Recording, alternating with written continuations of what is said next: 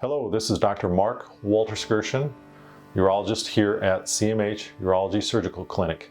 I've been a urologist for over 22 years, practicing the full spectrum of urology care. Bladder cancer is a cancer of the lining of the bladder. It affects approximately 82,000 people a year, and about 17,000 people die a year from it. It can be very silent. Many times you don't realize it's going on. Probably by far the number one cause of bladder cancer is smoking, tobacco use, both primary but also secondhand smoke exposure.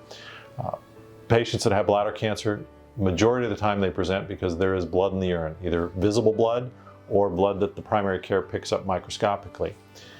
In folks that are at risk and have those findings of blood, we'll generally do a simple office procedure where we'll put a very small camera in the bladder and look and see if we see a tumor. It's very important that folks that see blood in their urine alert their primary care or their urologist to that fact, because if there is blood visible, that could be an indication of something going on in the bladder that may or may not be serious and need to be addressed. Generally, if there is suspicion for a growth in the bladder, we'll take folks to the operating room where we'll do a simple procedure with a cystoscope to resect and biopsy the tumor as an outpatient to determine if that is or isn't cancer. Folks that are diagnosed with bladder cancer, there's a variety of treatments. In some folks, no other treatment is needed, just the biopsy and the resection. In patients that have a more aggressive form of bladder cancer, there are treatments where we instill medication directly into the bladder to treat it. And in far aggressive or invasive bladder cancer, that would require removal of the entire bladder.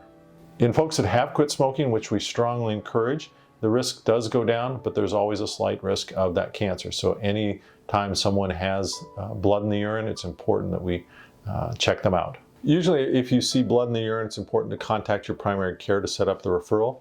We usually ask that they check the urine to make sure that it's not an infection. Sometimes folks can have a simple bladder infection and have blood, and that can be the cause. But if it persists or there's no sign of an infection, then it's very important that they set up a referral for us to be able to evaluate the patient.